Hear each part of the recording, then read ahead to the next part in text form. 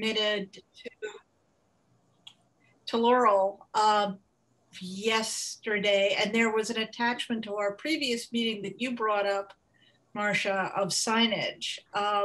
And I don't have that document from you, and I'm not sure if I need to attach it. So that's why I asked. Yep. I think that the posting of the minutes on the town website is really just the minutes. And all your attachments are public records, so that you would want to have them centrally located, but the minutes do get posted separately. Right, but the question was really about whether I have to list them at the bottom of the minutes about attachments to this meeting.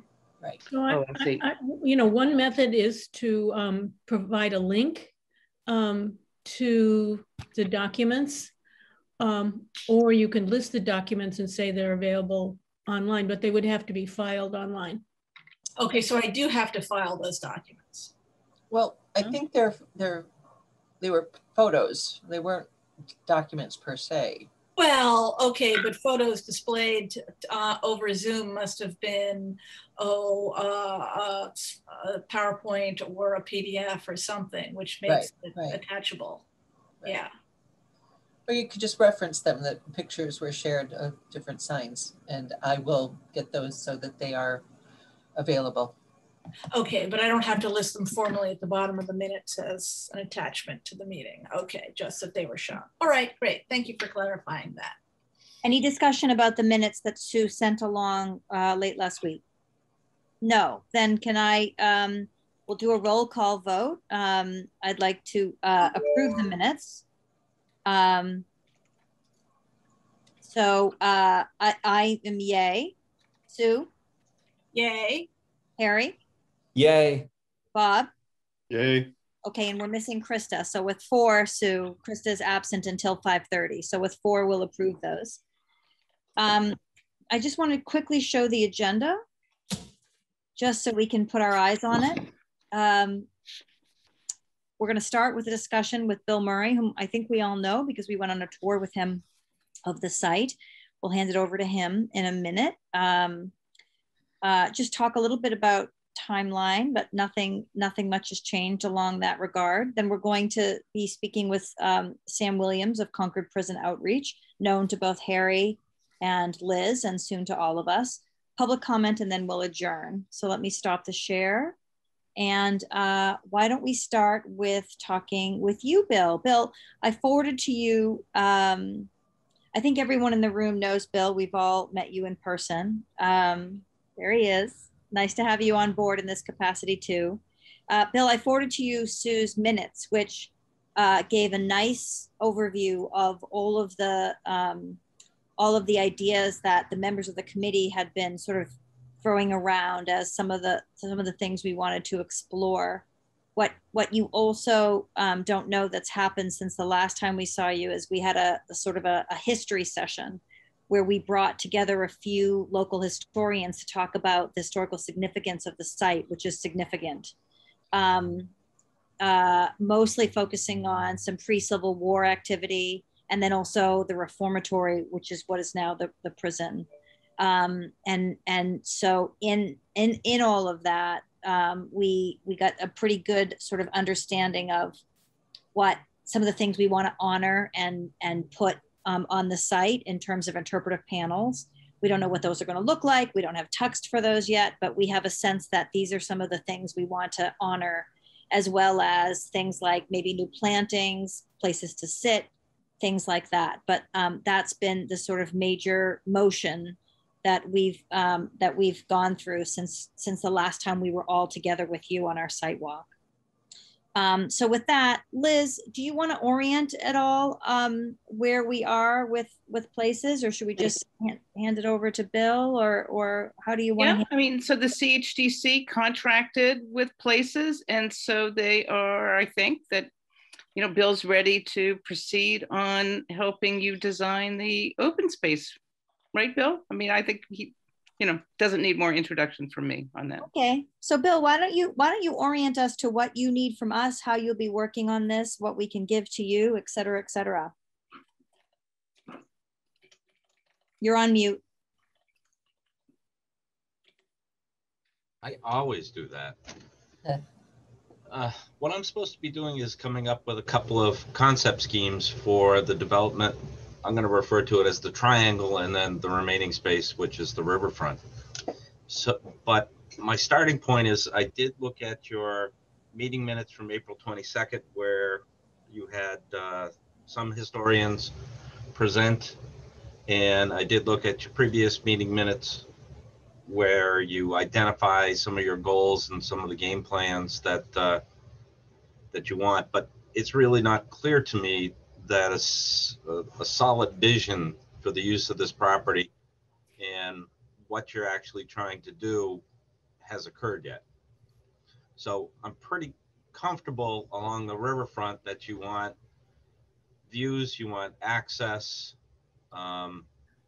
you want potentially access to the waterfront, maybe for a boat launch or something along those lines, or somewhere for somebody to come out of the water to gain access to the trails. But what's going on the triangle piece, I don't really know. Is it you want trails? We're going to make it adjacent to the Freeman Rail Trail, so it's going to be a respite area with historic markers so that we can identify what's going on? Or is it going to be some kind of a more active use? Or on the triangle, and I'll let Marcia jump in, but on the triangle, I think we were sort of more in the mind of pollinator meadow type of use there.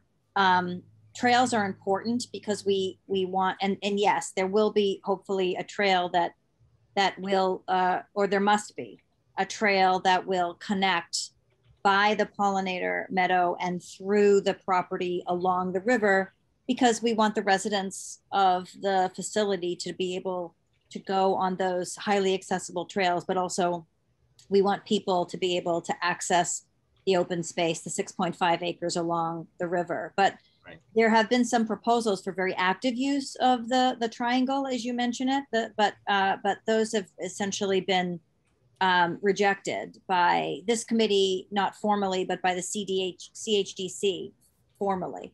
So I think what we're looking for in that little triangle is something very passive, and pollinator meadow is the thing that we've mentioned. Marcia, did you want to jump in at that point? Well, the other I'd like to jump in for 1 second. Say I dropped out a couple of minutes ago for like 2 minutes, so I missed the first things that Bill was saying about the triangle for the minutes. But I hope it was not too. He was just asking what our thoughts were about the triangle, Sue. Okay, all right, great. Go ahead, Marcia.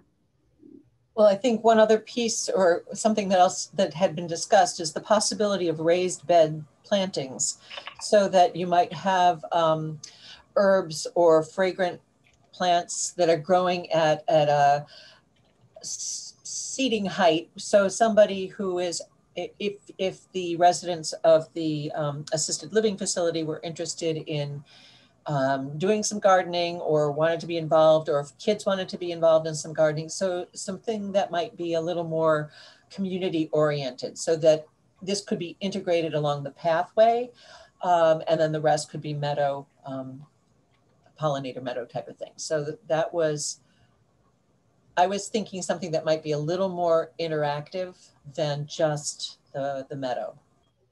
I sure like that, but if people are gardening in raised beds, is that not active? No. Okay. Not yeah. highly.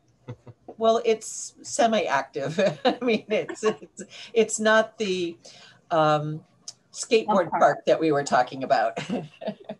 Which, speaking of the skateboard park, the CHDC did not formally,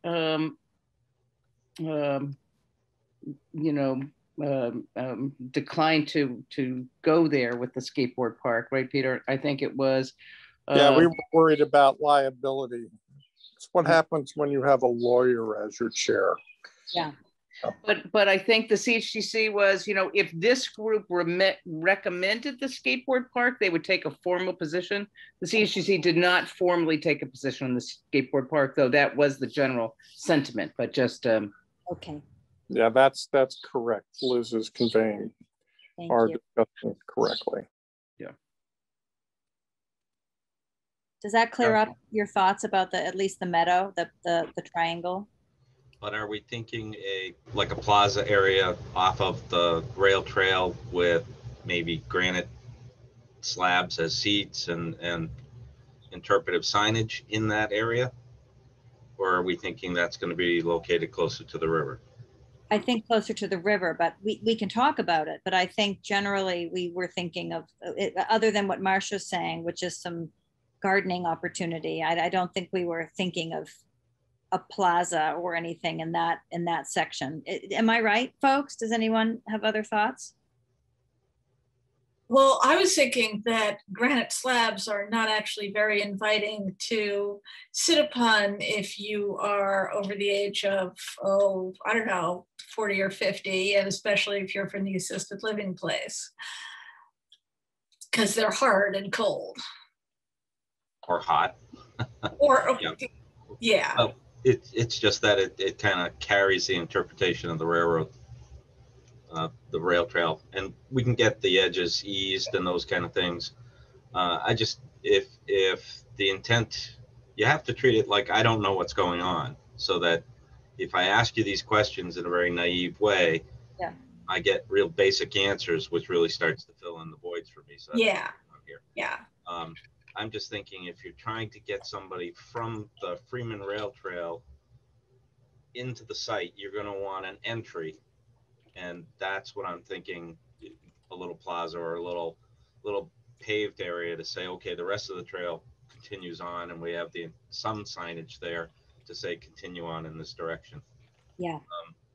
So some kind of entry experience for exiting the trail and entering the triangle. Right. I think makes some sense. Yes. And some signage to say this meadow here, please don't go in it. It's a pollinator, and the intent is this, that, and that kind of thing. Right. Maybe a dumb question, but do we have a name for this? So you're entering something, and there's a name for the park. Junction Village Open Space. Well, I mean, we could name it the somebody or other Memorial Pollinator Meadow or what have you, but. Marcia, is that a possible fund? Sorry to be so mercenary, but is that a possible fundraising opportunity to have naming rights for the park? That's a question I would defer to the select board member present. Right now, I don't believe that there has been a policy of not naming spaces. However, we've had certain locations where that has happened, where families have funded that major restoration or development, such as Cushing Field, where a soccer field was developed and the family contributed to it. So I would have to look into that further to know how it might want to be named and how we might go about doing that. I mean, it's wondering, does it even have to be, if it wasn't used for fundraising? I mean, typically a place has a name, you know, like this is this park, or, you know, the name of the park. I mean, it's a park, the name. The select board did have a general conversation, and that was that they thought it was important to keep the Junction Village name somehow included in whatever transpired, just as a place, you know, to historical marker, if nothing else. It will be a little bit confusing, I admit, since we already have a Junction Park. Right. But it's the Junction. I mean, the Junction is finding its way in many things, including the arts district. So as long as we don't have park in the name, we can have the Junction Park and the Junction open space, or the Junction Meadow or trail or something. Liz, do you think that this is something that that Grantham will want to name or feel like it has the right to name, or is that nothing? No, I mean, it's not part of the leased area with the Grantham. So no, I think this is really completely up to the town. Okay. And one question I would be, you know, whether you would have the same name for the triangle part versus the riverfront part.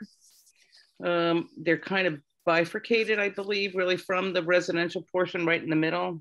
So I don't know. That's just when you get into it a little bit more detail.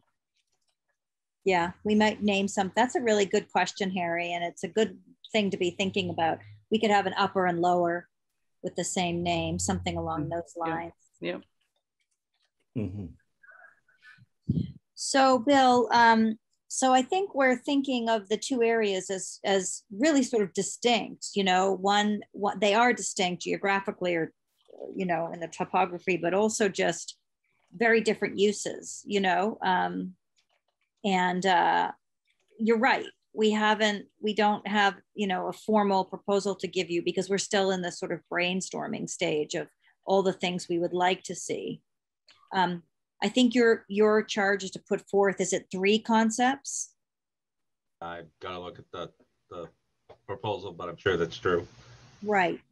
So, so tell us a little bit about how that works for those of us who haven't been involved in this process. Are they 3 proposals that we could then take bits and pieces of and create a 4th? How does this process work for us?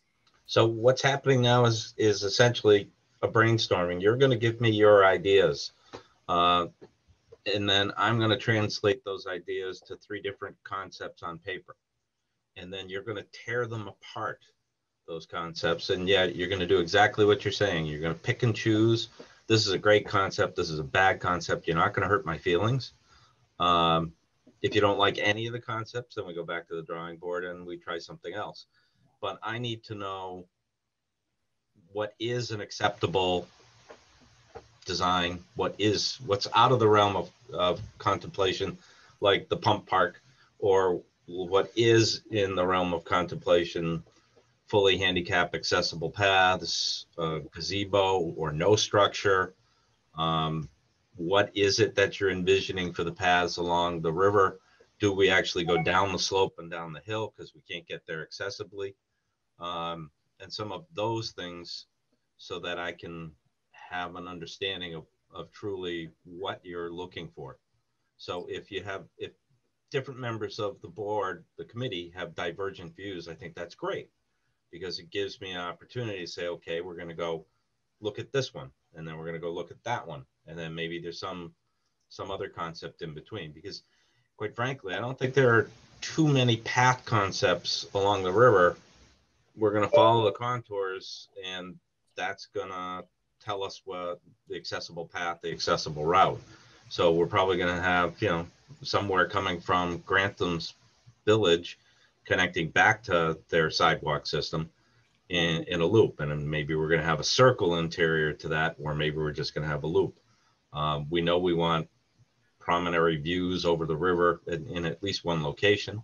Right. We know we need to get rid of some of those invasive species and clean up the site and get rid of some of the debris.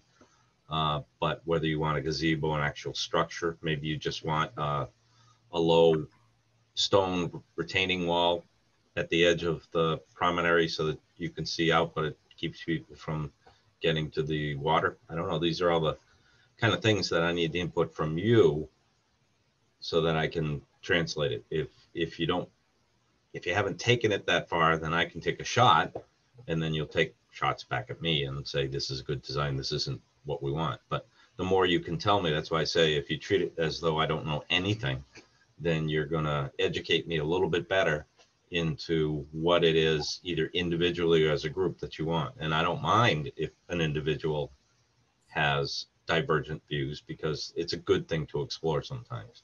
Okay. Bill, can you help us understand what's going to happen? Does each concept plan have an invasives removal or site cleanup section? No, because there's that's going to be a whole one.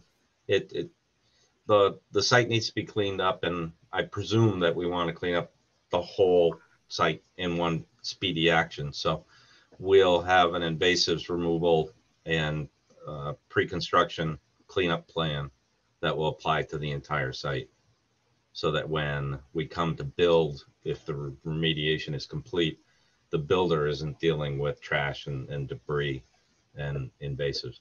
The only issue with that is a lot of those invasives out there, the bittersweet we can deal with pretty straightforwardly, we can kill it. But things like the Japanese bamboo, that takes years to kill. It's incredibly hard to kill. And you have to hire a licensed pesticide applicator. I'm doing it in Maynard right now, and we're on year 3, and it's still sending up shoots. So that's going to have to be an ongoing effort to eliminate some of those. Some of the shrubs are going to be pretty easy to get rid of too. We just cut them down and then syringe them with herbicide, and that'll kill the roots, and they won't be coming back. Yeah, so we'll have an existing conditions plan that just says this is what the site looks like. Then we'll have a pre-construction plan. Maybe we'll entitle it remediation, and we'll point out where all the invasives are. We'll have notes on there to say this is how you're going to get rid of these things. But before that, I'm going to be developing the concepts, which will eventually become refined into what we finally want somebody to go out and build. And ultimately, we're going to take it to a contract level kind of drawing that you can take out to bid and have somebody ultimately build. And in between, of course, you've got community outreach and all the other things going on, and grant them. We need to know where their paths are actually connecting, because we have to connect to their paths for the accessible routes. So there's some interplay there too. Liz, how do we get that information? Has that been conceived yet, or by Grantham, where the actual paths will be, or is it still up in the air? I don't know if they have done it down to the level. Go ahead, Bill. So if they haven't done it to the level, then we tell them where they will connect. So one of us is ahead of the other. So that's a pretty straightforward thing. And I don't think that's going to be much of a problem. And we've met with them a few times with Bill, or at least once. So I think the communications is open between their engineer and Bill. So I think that can be worked out. Their engineer just hired us to do more survey up there. So yeah, we know what's going on. I was wondering that because, I live right there, and your people came to do the water. They wanted to cut through my backyard to do the water table testing. They're doing the monitoring wells for the wastewater treatment plant. And they wanted water surface elevations of the river and behind your house in 5 different places. So that's what that was. Yeah. So concepts, ideas, things you don't want, things you do want. What does everybody, do you want? I'm going to advocate that you have a paved path, hard surfaced paved path, for the simple reason it is lower in maintenance and it's much safer handicap wise. Strollers, because I did read that somewhere, strollers really want access out here, mothers with strollers, kids with bikes, that kind of thing. I don't advocate stone dust, even though it's a nice soft natural material. It's never ending maintenance, and it's a little dirty and those kind of things. So that's something that I'd want to emphasize. But other than that, the width of the path would have to be determined. We're going to end up in front of the Conservation Commission to clean up the site and to build. So that's an inevitable thing.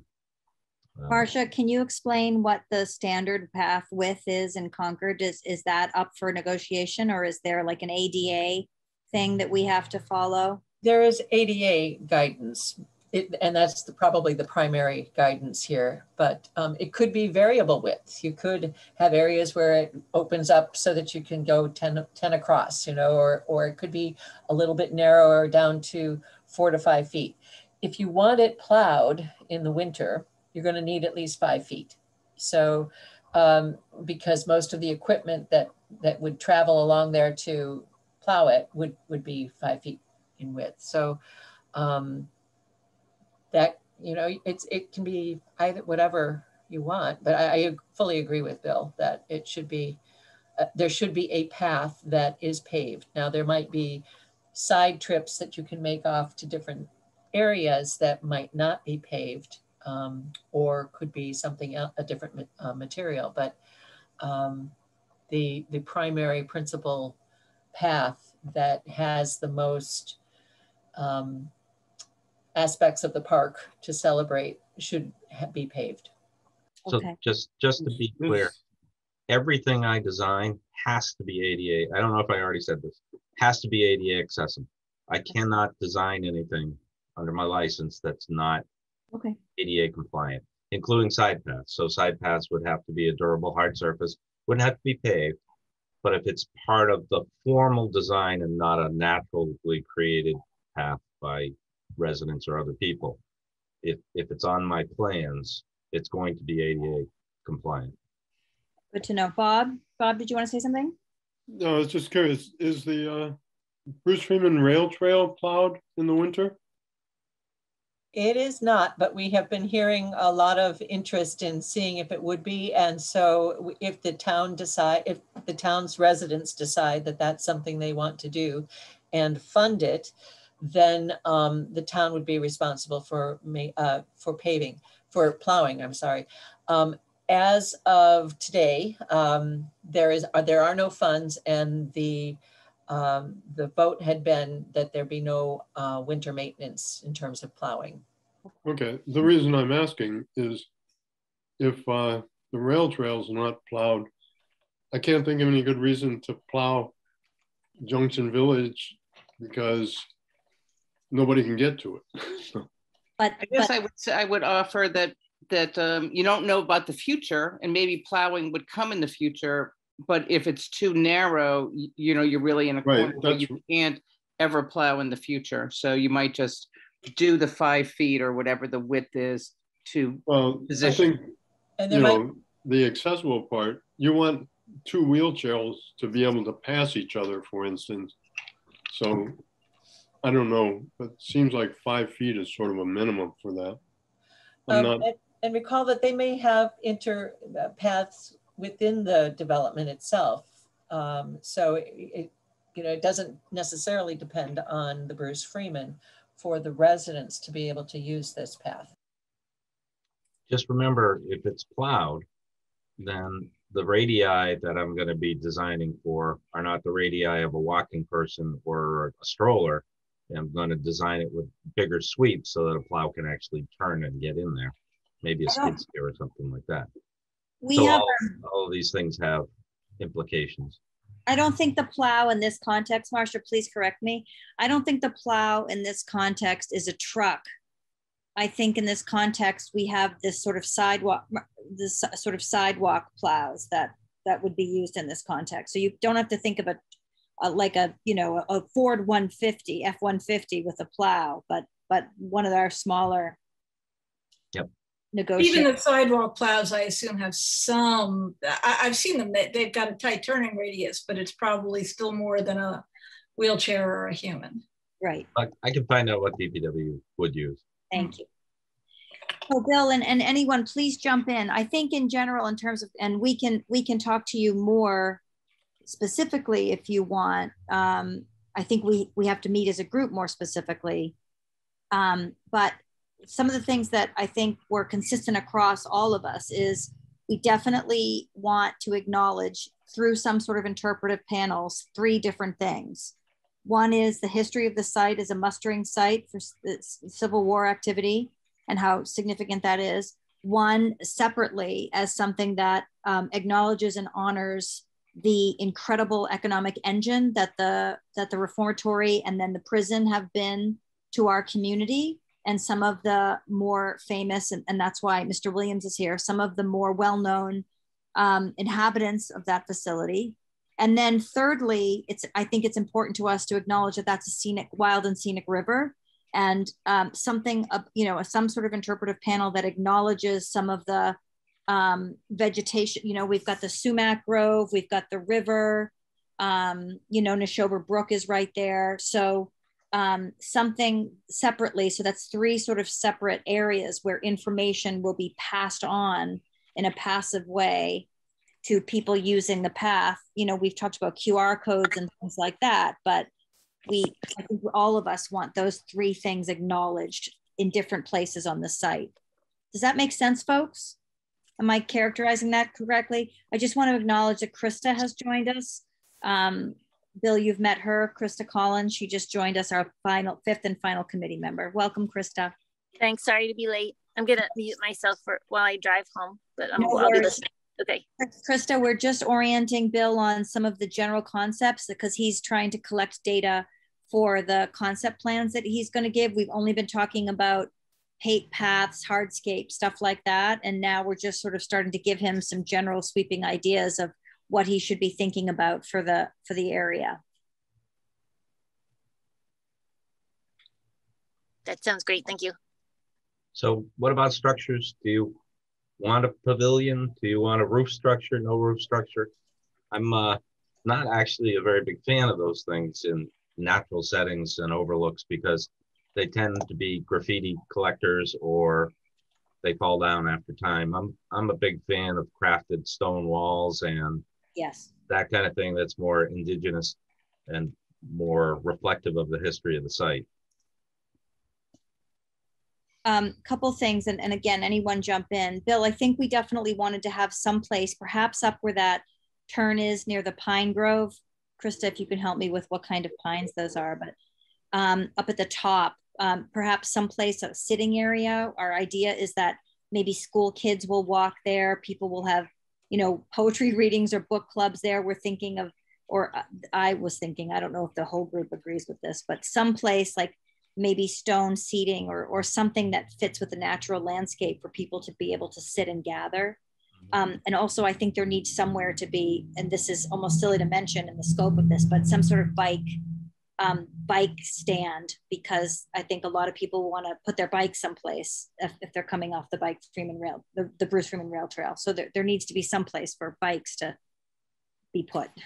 Actually, I was wondering, or I wasn't wondering, but thinking of bike stands, do we need to, there on the other side of Commonwealth Ave, there is the very small car parking place for the Bruce Freeman Rail Trail right by the Giroux land. And if there were bike stands there, would they be close enough for people to walk? Since if they're no, not close enough. Okay, well, then bike stands. And we can get also, if the bike stands were closer toward the center of West Concord side, that would be a good distance from the entrance at the prison end. So for the bike stand, so you're coming in from, maybe we should have the site map up here a little bit, but you're coming in and you would come in the Grantham driveway with your bike and then you would go off into the path? No, I think you'd come up near Winthrop. I think the bike stand should be somewhere near Winthrop Street where we met Bill in the first place. Yeah, but that's where the Grantham driveway is going to be, right?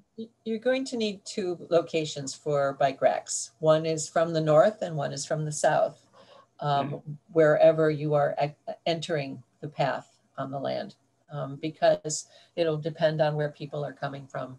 Okay. Because don't you enter the land from the Grantham driveway? On Winthrop?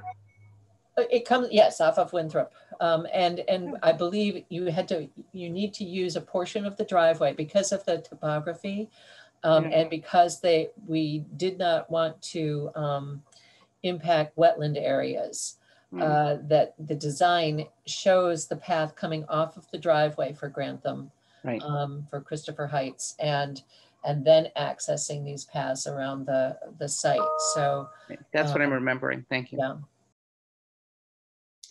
Bill asked a compelling question about a gazebo or a pavilion. Sue, you had mentioned that. I don't think anyone else did. I tend to agree with Bill that it's asking for trouble in terms of upkeep and graffiti, but it is an interesting idea. What do others in the group feel about that? Well, I actually wasn't so. I think the idea of a pavilion or a gazebo got mentioned sometime really early on. And so I was continuing with that thought. I'm very much in favor of there being some well-designed shady place for people to sit. I personally would rather have some enormous specimen tree like a beech or a set of disease-resistant elms or American chestnuts, and then have actually, one could do a nice mix of stone and wood benches if one does it right. Like if you look at Junction Park, it's got the circular stone benches around the railroad crossing, and then it's elsewhere got some wooden benches thrown in. It doesn't have to be just one or just the other, and they could be different places on the site. If you put them right next to each other, maybe they don't fit together, or maybe they do, I don't know. Yeah, so I think it would be nice, especially if it's a tree that's slightly limbed up, so you can get some breeze through to sweep away a few of the mosquitoes if you're lucky. That could be really nice, but I don't think it would be nice to stop and stay still if you're being blasted by the sun on a really hot day. I do think that the Grantham group will probably have a gazebo on their property, and the path, of course, is going to go through their property. Okay. Well, I certainly don't see a reason for more than one gazebo. Right. Harry, Krista, Bob, what are your thoughts in addition to some of the things that I've mentioned as priorities for us? Bob, you're on mute. I like the idea of an overlook in Solon, and I don't much care about a gazebo. And I was wondering, in the triangle part, wouldn't there be space there for a bike rack, for instance? And just as a for instance, that it seems like that's not conservation restricted or anything else. It's just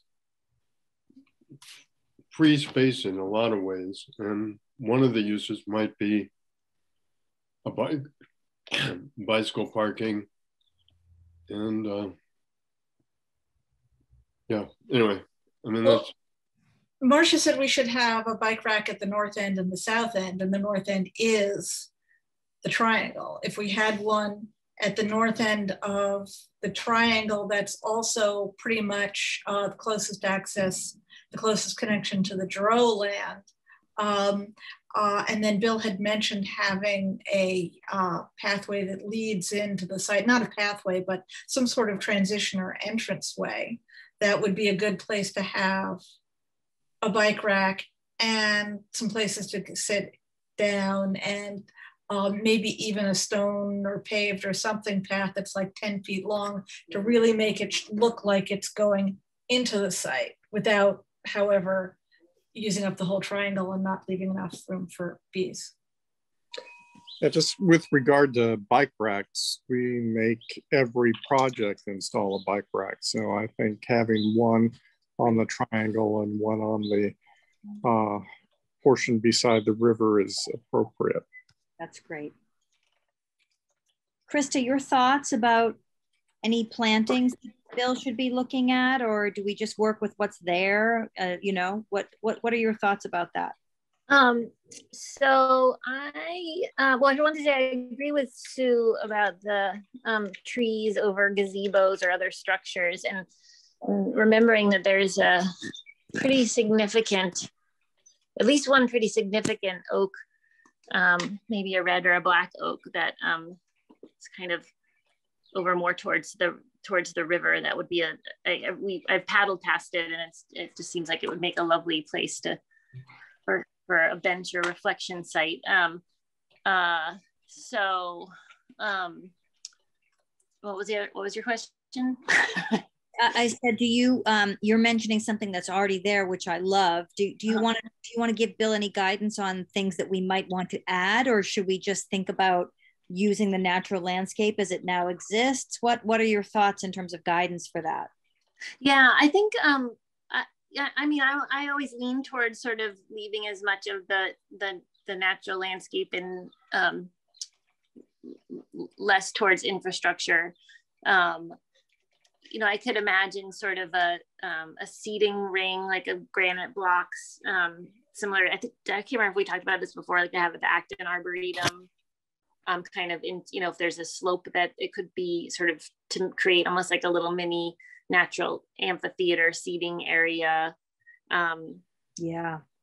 Weren't there some like granite, like was it granite curbing or some old granite blocks that were on the site? And I wonder if they could be sort of repurposed for a little seating circle or something like that. Right. There are some closer to the actual Bruce Freeman Rail Trail, but I don't know. Marcia, there's a lot Oh no, we can't touch any of that. Well, not the existing wall. That's part of the trail, and that's part of the state's right of way. But I do recall that there were some blocks further into the site, and that might make sense to do that. Yes. And I'm sorry to get Carlene. I'm gonna rejoin using my computer. So you'll go off and come on again. Okay. I'm gonna leave and come back. Sorry. Okay. Harry, you're so good about sort of visualizing what something should look like and the sort of experience once you're on site. Any guidance for Bill about, you know, and I know you're going to talk a lot about the interpretive signs and all of that, but anything that you want to give in terms of guidance, in terms of what we might add to like placemaking at the site? Yeah, well, I think that, you know, the point about a gazebo, potentially, you know, I agree with other people. I don't think it's needed.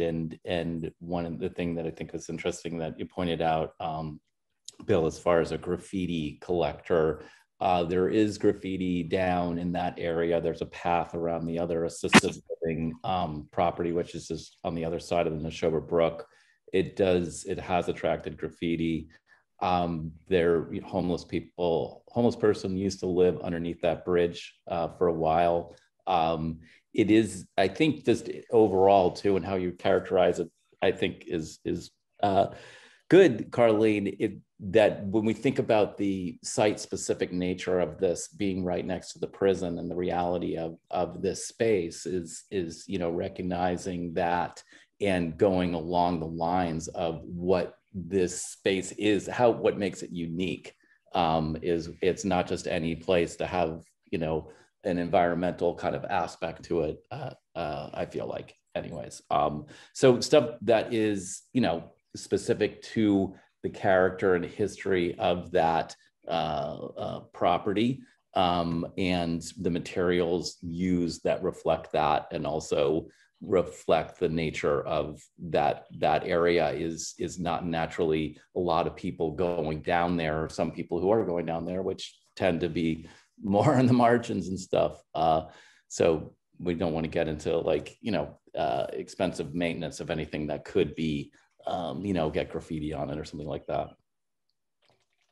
Bill, one of our thoughts about this site is how beautiful it is and how inaccessible it's always been. You know, we walked it. It's like you have to walk through waist-high stuff to get there. And we want to celebrate like that. It's such a peaceful, beautiful vista there, like the overlook that Bob mentioned. And so we definitely want to sort of make it inviting, the entranceway and the path, so that people who never would have dreamed that spot, that beautiful vista where the river curves there, it was there, and make sure that they're, you know, able to go and enjoy it.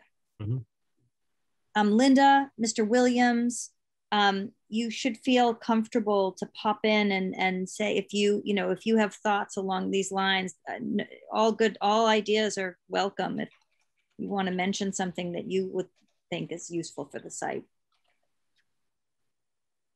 I can say something real quickly. Good evening. My name is Sam Williams. In listening to all of the thoughts and ideas, you know, the three themes that were mentioned earlier about the history, Civil War, Concord Reformatory as it relates to its use, and I see that as a social justice related kind of theme, and then the natural theme. Based on a little that I know, I think those themes are also reflective of the entire town of Concord. And so although you're looking at it from a specific location, I would imagine that those three themes are reflective of the entire town. And so I think it's, I don't know, I really appreciate hearing and then thinking creatively of how it's specific to that location, but I can also see it as something that's reflective to those themes: history, social justice, and natural scenic places. So I just wanted to throw that out as a concept that I gathered from listening to you all. Thank you. Marsha, you unmuted. Did you want to say something? I did. One of the ideas that has been thrown out for reusing the space or repurposing the space is art, being able to install some temporary art exhibits, possibly doing a story walk or poetry walk along the pathway, so that might be something that interchanges and is done differently. It could be a permanent installation where the story itself changes over time, but somehow incorporating that. And I was also thinking in terms of creating that entry experience, at least in the Triangle area, maybe a gazebo isn't the word, but a pergola type structure that you walk under so that you're definitely leaving one space to enter another. I'm thinking about some of the parks in Japan or different where you have a narrow opening and then it opens up. And so using materials, either walls or stones or whatever, to create that experience of going through and entering into a new location are some of the things that just came across my mind as we were talking about possibilities. Lovely. And I second that, Bill, in terms of public art. And I think Harry would too, that I think that this is very important to various groups, me in particular, but various groups and in West Concord, the idea that we honor some of our incredible artists and allow for a space to have some sort of public art or art installation. Bill, the thing that really stumps us, and Harry can speak to this too, is we know we want interpretive panels, but I don't think we understand like what those should look like. And you know, we talked about whether we had to incorporate them along with what other people are doing with interpretive panels in town. We learned we do not. We can make those distinct to the site. We don't, in other words, there's no historic district commission that's going to come in and say you can only have historic or interpretive panels that look like this. But I think that's a pretty important part of this. And we're looking to you to help guide us on the possibilities for those. Does anyone want to say anything? Because that's going to be pretty dominant, I think, and pretty important that they have the right look and shape and feel. Anyone want to add anything to that for Bill? Well, I do. I agree that we can do whatever we want, but I also see how every individual piece of land is completely fragmented. I think I mentioned this some other time that we don't need, I think, to repeat every piece of information from Warner's Pond to the Bruce Arena Rail Trail to our open space site, and I'd rather have them be more integrated. And if that means I think it would actually be nice to have signs that fit in with other signs around town while not being rigid about having them be the exact same style, just so that they seem more coherent. And you have this idea of we're traveling through this larger space, not it's disconnected. I just had a brainstorm, if you don't mind. What if for the Civil War period, if we were able to replicate in metal the outline of the tent, and had where the fire was located, and have that. I'm thinking of Haymarket and how they had the stuff embedded in the pavement that you walked through, and it's like, okay, this is celebrating Haymarket. It didn't talk. There were no words, and so are there ways that we could convey some of these ideas or concepts without words? For the natural space, we have this beautiful mural, or not mural, but an informational board down by the Assabet River that talks about the wild and scenic river. Is there a different way we could reinterpret what that wild and scenic river means from the promenade or overlook? And in terms of the history of the prison site, that might be the panel, or there might be some other way. I haven't thought of that one yet, but I'll work on it. So just some additional ideas.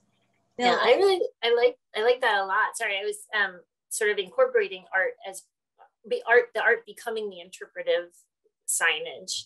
And I like Marcia's idea too about sort of the gateway. And I think that if we have, we could think about surface treatments too, as sort of transitional elements, and thinking we want a more naturalistic path surface towards the closer to the river, and maybe something closer to pavement as we get closer to the buildings. But there are other ways of sort of marking those transitions too, with either vegetation or structures like the one Marcia described. But I really love the idea of like the art becoming the interpretive information.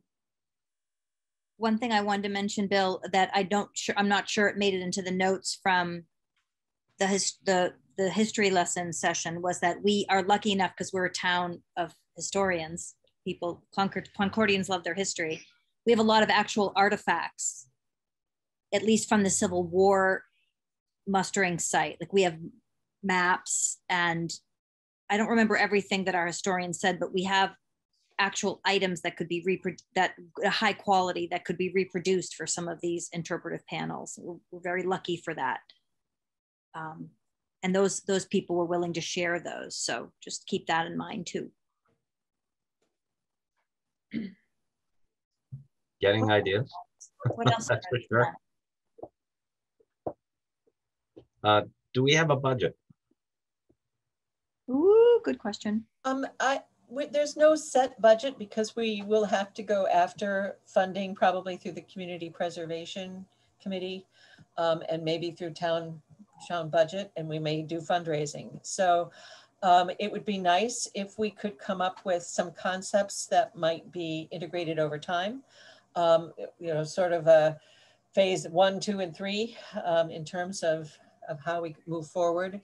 And I think we just need to dream about it and then see where we end up. So there's nothing yet in stone. We're hoping though, something in stone. Yeah, quite literally. Access to the river. It was mentioned. I think it's going to be a very hard thing to do, especially a footpath or anything like that. I don't know if that's something. There had been an idea, Bill, about possibly creating a space where somebody in a kayak or canoe could pull over and tie off and just be nearby. But I don't think a formal path down from up above to the river is necessary. Krista, you can correct me if I'm.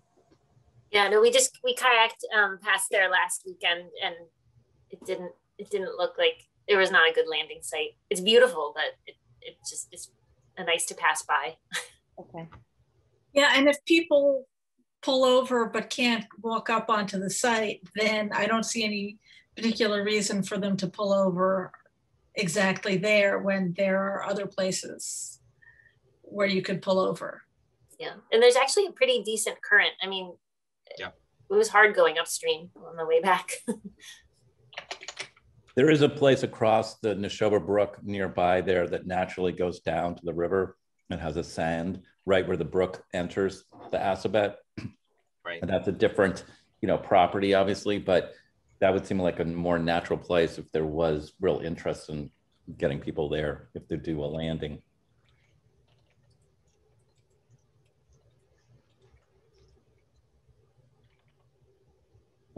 Okay.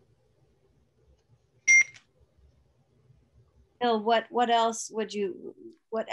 the next step for us? Do you want us to give you, more language? Do you want us to write down more expansive ideas, or do you feel like you have something to work with here? What would you like from us next? Well, there's never enough information.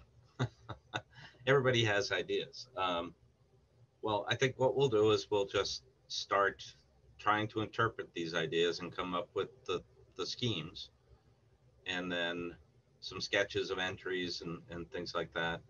I'm thinking of, you're saying that you want spaces for art plus the story path, and those two can be combined into a single thing. We could do plinths where you can put art on a plinth, which also can have a sleeve to hold some part of a story,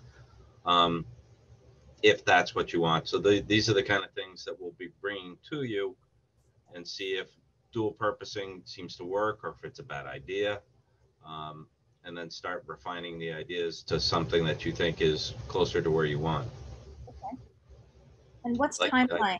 Somehow I want to incorporate this concept of the, I wrote it down.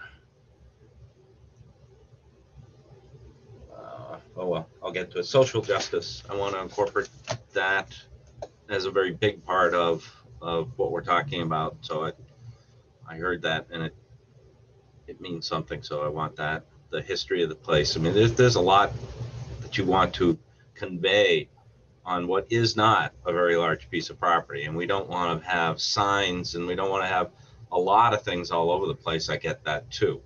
So interpreting and then reinterpreting is going to be an interesting challenge on this site.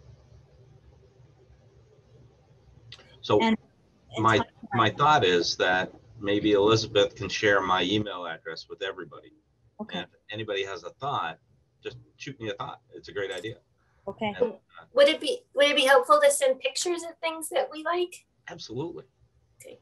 The more information that I can get, you know, the I think the more we tailor it to what your potential visions are. So Carlene, one thing I thought of is, do we know any more about the restrictions of the property closer to the prison? We did have a discussion about that. We met with, I'm forgetting his name, Marcia, but the fellow, the facility. Jeffrey Quick. Yep.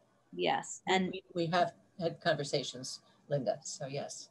We learned a couple of things. We learned that they're going to want a fence that will probably be a continuous fence that starts at the prison and goes to the edge of the property, our charge, you know, close to the river, because they're not gonna want people to be able to walk beyond what's the edge of our open space onto that path that takes people over by the solar field and up near the prison. We learned that. But other than that, he was very easy. I mean, he didn't feel the need to restrict our ideas very much. Do you agree, Marcia? Yes, I would agree with that. And Carlene, we've been on this for an hour, and I think it would be really lovely to move on to Sam. Yeah, I agree. And have that conversation. I agree. Bill, I don't know if you can stay for this conversation, but I think it might inform your thoughts about the social justice part of our conversation. So if you have to go, no problem, but we're now going to introduce Mr. Williams, and he'll give us a better indication of some of the things we're going to be thinking about related to that. Harry, do you want to do an introduction to Mr. Williams? Sure. Yeah, I will try to keep it brief, though Sam's resume is long. I just looked it up, Sam. So I'll just, and I know some of you know Sam, but and I think this is in the vein of the social justice aspect of what this park could be. And there's different connections here between Unitarian Universalist relationship to the prison, and I think it'd be interesting to dive a little deeper too. I know we touched on it, but why this prison was created, and if there was a egalitarian aspect to it. So Sam's the executive director of Concord Prison Outreach. He's a graduate of Boston University with a master's degree in city planning. He's formerly senior program manager for the Safe and Successful Youth Initiative with the Commonwealth Corporation. He also was the COO of the Unitarian Universalist Urban Ministry in Roxbury. He's been involved in a lot of different initiatives in Boston, from prison rehabilitation and reentry, racial profiling, community economic development, urban planning, youth development, and public safety. He's the chair of the Community Advisory Board for Northeastern University's Institute of Race and Justice. And he's also won awards from the Philanthropic Initiative, the recipient of the Boston Neighborhood Fellows Award, a bunch of other awards that to do with the Boston community. He's also a poet, writer, and trainer. So without further ado, lastly, I saw Sam's presentation about Malcolm X and his stay at different at Charlestown, Concord, and Norfolk prisons, which was really inspiring. So thank you, Harry, for the introduction, and thank you, the Town of Concord Committee, for inviting me to spend a little bit of time with you. As Harry said, I'm the new executive director for the Concord Prison Outreach. And I think most of you all either are familiar with Concord Prison Outreach, heard of it. It's been around for the last 50 plus years, really partnering with 40 to 45, 50 faith-based organizations in and around the Concord community, and has been in partnership with MCI Concord for, I would say, probably 40 to 45 years. And as I was listening to you all and just hearing just all the beautiful concepts, you know, this conversation is an intersection of my educational background, my work that I've done over the years, and just my vision for you know, for spaces. And so as I had a conversation with Harry, and after the presentation that I did, and you know, one of the things I lift up about the Concord Reformatory, which is now MCI Concord, was that Malcolm X spent some time there. You know, prior to that, he was at another facility, and in 1946. But at Concord, he was there from 1947 to 1948. And he was involved in prison education programs. And, you know, and so one of the things I was saying to Harry was that, you know, there is a lot of, you know, Malcolm's the later part of his life, his message was one really deeply about social justice, and one about, you know, re-examining the relational dynamics that exist during the 1960s and what it meant to really, you know, work with, treat people fairly, and treat people in ways that, you know, humans would treat humans. And because, you know, he was the national spokesperson at that time, and because of, and he also had a very deep sense of value for education. As I've been learning about the Concord community, MCI Concord, Malcolm, social justice, you know, we have volunteers, and I don't know if any of y'all have ever been involved or volunteered with CPO. One of the things that resonates to me as I've been learning is that there is a very deep social justice energy, consciousness, foundational presence in the town of Concord, right? And I know it's not just specific to prison reform. It's much broader than that.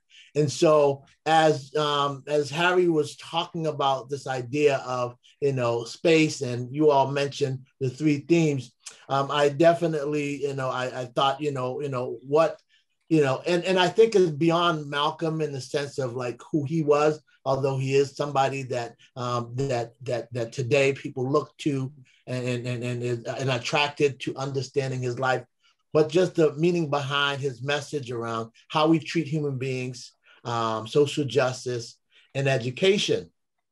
There is and building a space that is permanent, that can attract, and that can be seen as a destination that reminds folks who visit that location of what both the land and that space really represents in a commemorative way.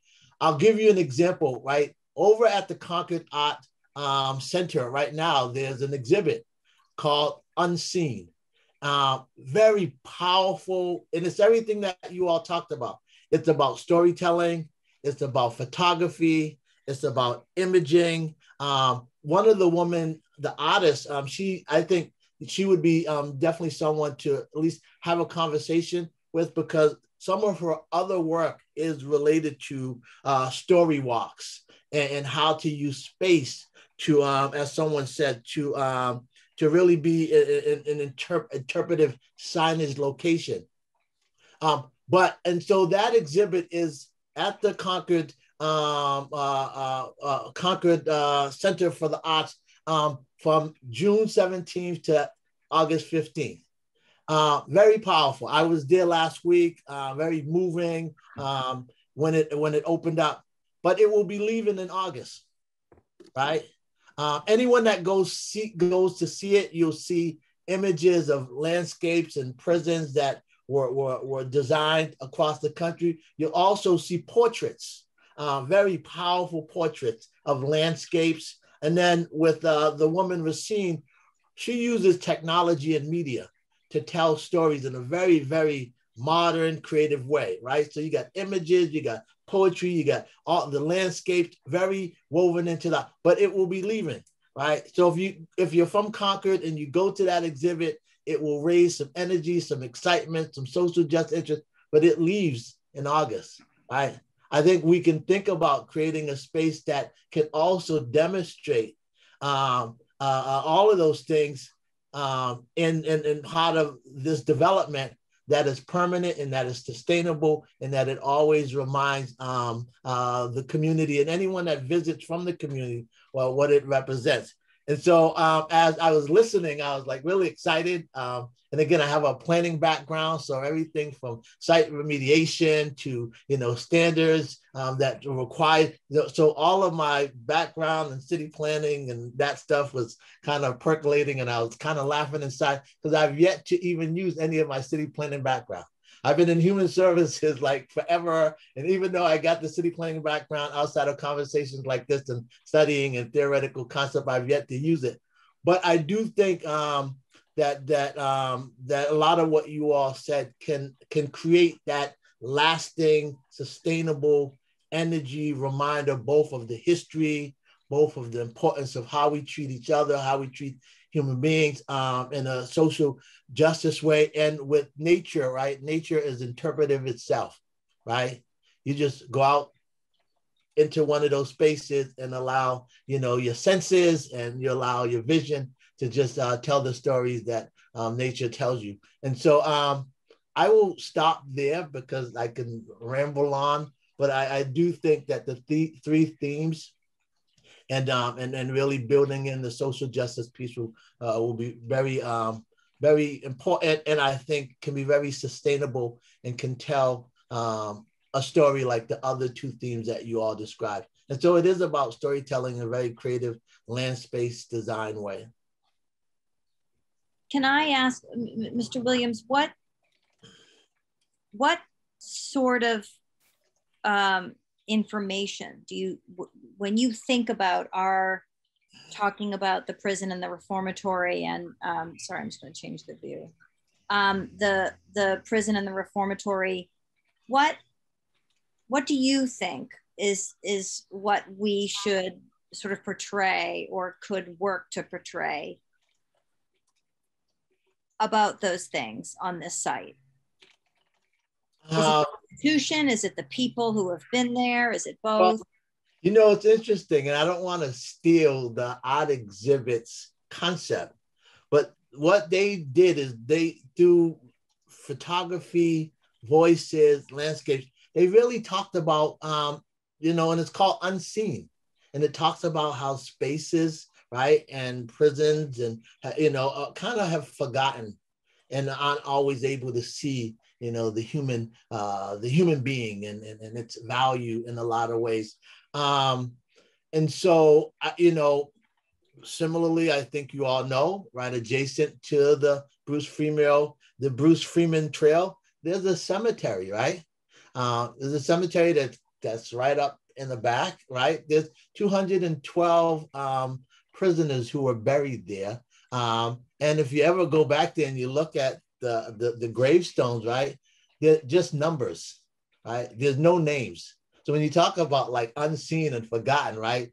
Luckily when we went back there were like 5 of the stones that were on the ground. Somebody who knows whose stones that are there had the names with an American American flag kind of commemorating it. They might have been former military veterans. But that space itself is an example of, you know, an unseen space that's right adjacent to. So, you know, I think, you know, using it as a way to, like you all said, to tell the story through nature, through the values of social justice, and the importance of the history of, you know, democracy and liberation, and those other pieces that really resonates to why Concord is Concord.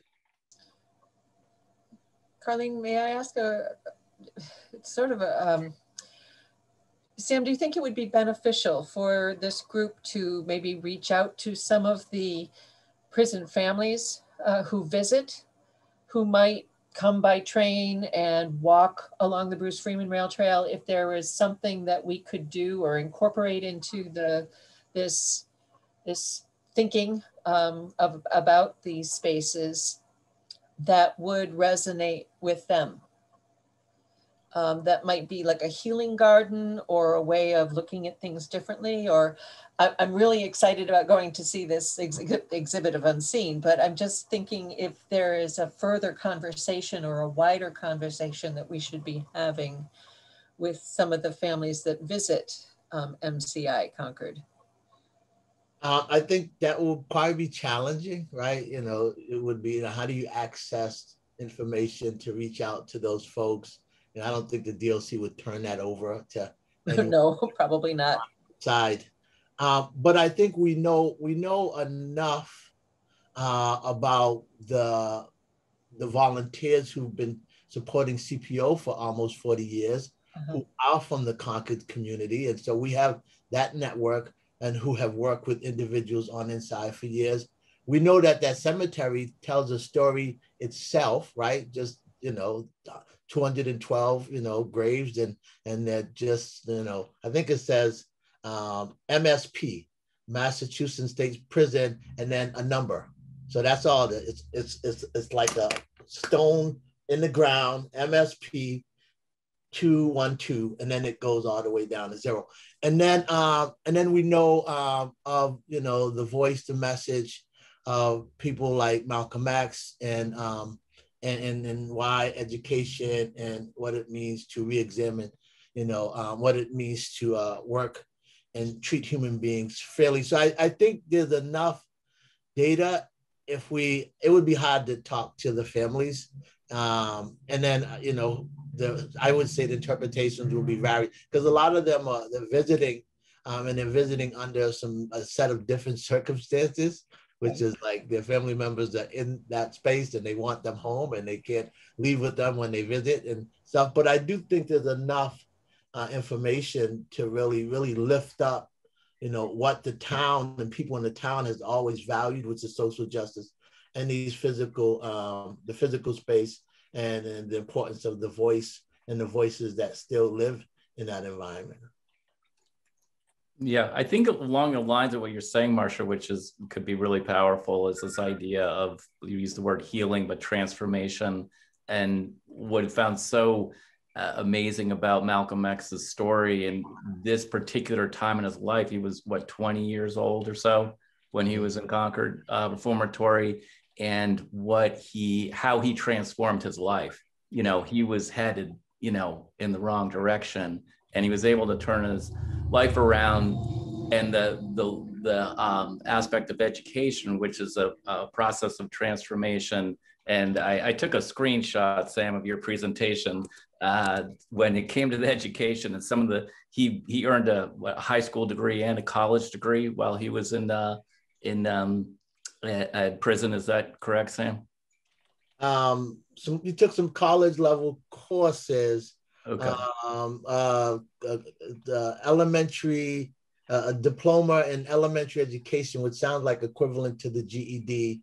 And then a lot of it was his autodidacticism in regards to self-learning and using of the other programs. So yes, the Malcolm's life as a 21, 22-year-older who had some horrific early childhood experience was definitely transformative. You know, I call it, he had a very, what I would call reinventive life, from home life to street to prison and to becoming a national spokesperson. Yeah, and some of those things, like he copied the dictionary by hand, and some of the things you had in here, he was studying Socrates, Gandhi, Herodotus, W.B. Du Bois, science, German, Latin. Yeah. You know, the list goes on. The amount of education, that self-education that he did, and how, you know, transformative that is, and how and inspiring what his life, and how it seems to me it continues to grow. Like some people, that their memory fades, whereas his grows for some really, you know, powerful reasons. And this is an opportunity, whether the social justice aspect is, you know, potentially have a place, because you see, you know, I see people who, you know, visiting in the prison, and they're walking sometimes into West Concord, you know, and back, and, you know, but maybe there's a place here that kind of recognizes them and the impact and how lives have been transformed, and you know, the reality of this institution we've had. I didn't want to get deeply into what Harry was describing, because I just wanted to be more concise. But yeah, there is a lot more details around. So for example, at Concord, some of the work and learning opportunities he were involved in at the time was carpentry, gardening, raising poultry, rabbits. When Concord Prison Outreach first started with MCI, some of the services that we were involved with the prison was some kind of domesticating cattle, something around pasteurizing milk and selling milk to people in the town. You know, so the prison learning educational experiences have varied, and we don't do any of those things today. We do social emotional stuff and education. We do some horticulture and arts and that stuff. But that time he spent there, I think, was very contributed to the rest of the time he spent while he was in, when he came out, who he became, you know, in the public eyes. And I think his overall message around, you know, re-examining how we treat each other. So Sam, I think you just answered that, but when you were saying about the different kinds of programs that have existed in the past in the prison, it made me wonder, like, oh, is there anything that's any programs that are happening now within the prison that could contribute to this site, like a metal shop, or I mean, maybe the horticulture program, there is something that could, we could make a link between the inside the prison and outside the prison. I would have to kind of, I don't have we have like 20 at least different programs. So I'd have to kind of go back to that list. I know there's one that's just starting up. It's a young men's unit that really focuses on young men working with their children on the inside and learning about attunement and attachment and parenting skills. And then that's, so there's that. But I do think what's happening on the inside is definitely related to the social emotional learning, that, you know, there's restorative justice that's happening and has been happening over at the farm.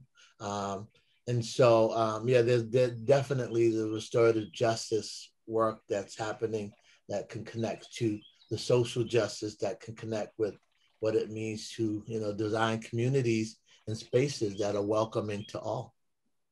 Gosh, there's so much here. It's a little mind-boggling. And I'm thinking, Harry, maybe there's some way to do an interpretive panel that then brings people to a website that has much more information. I mean, everything we're discussing is so much more than, it's so important, I think, to Concord, and this site is emblematic of this whole educational reform that Sam is talking about, but we can't get all that on a panel. So I think, Bill, if you're still on, I think part of this has to be you know, something that's not just on the site, but that brings, and you wouldn't be responsible for that, but this is just what I'm thinking, brings people to something else, or I don't know. There's a lot to tell here. Yeah. More than we have space to tell it, but this is our opportunity to really explain what this reformatory and the prison is and what it does and how important it is to our community. I think if any of you, if you go visit the Unseen, I think it will, you know, again, it touches on stories, it touches on landscape and portraits, and then it touches on photography and imagery. And I'm an artist too. I'm a poet, so all of those things resonates in my mind on every level. And I think that could probably percolate some additional ideas because you'll actually see. And I can send Liz the link for the woman Rasheen, and she did an outdoor type interpretive signage, and that's on her website. And that's another way to look at something that was tried that might have potential or might not be the right fit for this idea. Can we keep up our conversation with you, Sam? You know, outside of this meeting, can we stay in touch and ask for your help and guidance? Absolutely. I'd love to be as involved as I can. So count me in whatever way that I could be of help. That's wonderful. Well, thank you so much for joining us. It's been a great pleasure. I'm sorry that I haven't met you before this, but I'm looking forward to knowing you in the future. Folks, I'm cognizant of the time, so I'm hoping to wrap up. Bill, do you have any final questions or assignments for us? Any thoughts? Anything that you need? You're on mute, but it looks like you said no. Yeah, I do it every time. No, not just yet. I'm doodling as the conversation was moving on, which is what I do. So I've got some ideas that I'm going to try and express on a plan and some sketches and see if it starts to morph into something we like. Okay, great. And for the group, for the committee, I know sometimes committees drop off in the summer. Do folks want to meet in July? It'll be on Zoom. Do you want to meet in July? Keep the momentum going. How does that sound? I see Kristen nodding yes. Although I was thinking too, it would be really fun when Bill has some sketches to show us to draw all over his drawings. So if there is an opportunity to have an in-person meeting at some point, I think it'd be fun to roll out some plans. Bill, we could meet at the site again. Yep, we could. Bill, what's the timeline? No one expects you to have your sketches done by the end of July, but what is the? Oh no, yeah, no, the middle of July.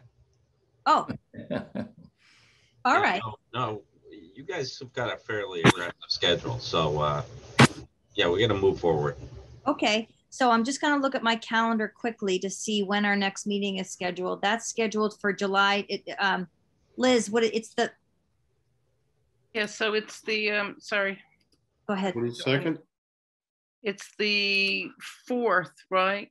So it would be July 22nd. Yes, exactly. July 22nd.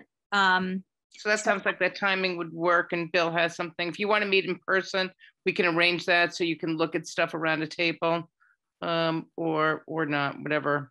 Or we could do a hybrid maybe. I don't know. I'm looking to Marcia to see whether hybrids are allowed. They are. Okay. So Bill, does that sound too tight for you just for some general sketches, July 22nd? Well, my goal will be to be ready, have sketches ready a week ahead, and we'll email them out. Okay. So folks, I'm going to set up a meeting for July 22nd. That's both hybrid and in person so that we can accommodate everyone in their vacation schedules. And I'm going to try for the church building. It's a Church Street building. Marcia? That might not be possible because of the hybrid, if you want to do things both. 141 Kais Road is going to be set up to do hybrid. So the first floor meeting room, and I can reserve that and make sure that it's available that evening. I'm gonna have to drop off now, and I'll catch up on the logistics later. Okay, bye everybody. Okay, so that's how we'll handle it, folks. Thank you to all. This was an incredibly illuminating and interesting meeting.